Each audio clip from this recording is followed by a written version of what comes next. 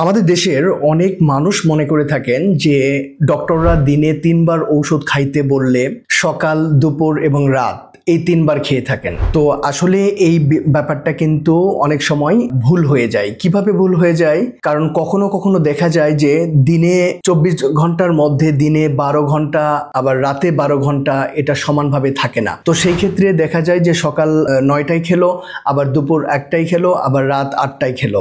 তাতে করে কিন্তু ঔষধের যে ফ্রিকোয়েন্সি বা কত সময় পরপর খেতে হবে এই মাত্রাটা সঠিকভাবে সম্পন্ন হয় না।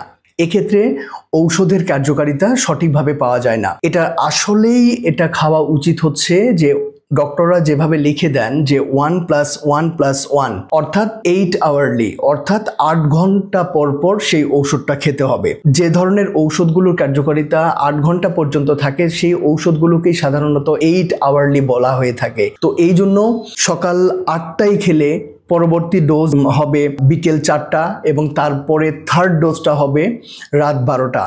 ঠিক এভাবে 8 ঘন্টা অন্তর অন্তর যদি খাওয়া হয় তাহলে সেই ঔষধের কার্যকারিতা সঠিকভাবে পাওয়া যায় এবং আমাদের যে রোগের চিকিৎসার জন্য ঔষধটা খাওয়া হচ্ছে সেই ঔষধের কার্যকারিতা আমরা ভালো মতো পেয়ে থাকবো। আমরা প্রত্যেকেই চেষ্টা করব যে ঔষধ গ্রহণের ক্ষেত্রে যদি 3 বেলা হয় তাহলে 8 আওয়ারলি প্রতি 8 ঘন্টা পর পর, 2 বেলা হলে প্রতি 12 ঘন্টা পর পর এবং 1 বেলা হলে ঠিক একই সময়ে দিনের যে কোনো সময়ে।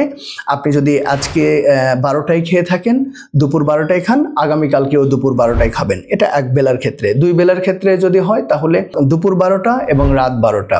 সো এই ব্যাপারটা যদি আমরা সঠিকভাবে ফলো করি তাহলে আমাদের চিকিৎসাটা আরো বেশি সহজ হবে এবং আমাদের সুস্থতাটা এবং ঔষধের গুণাগুণটা আমরা সঠিকভাবে পাবো। Thank you very much.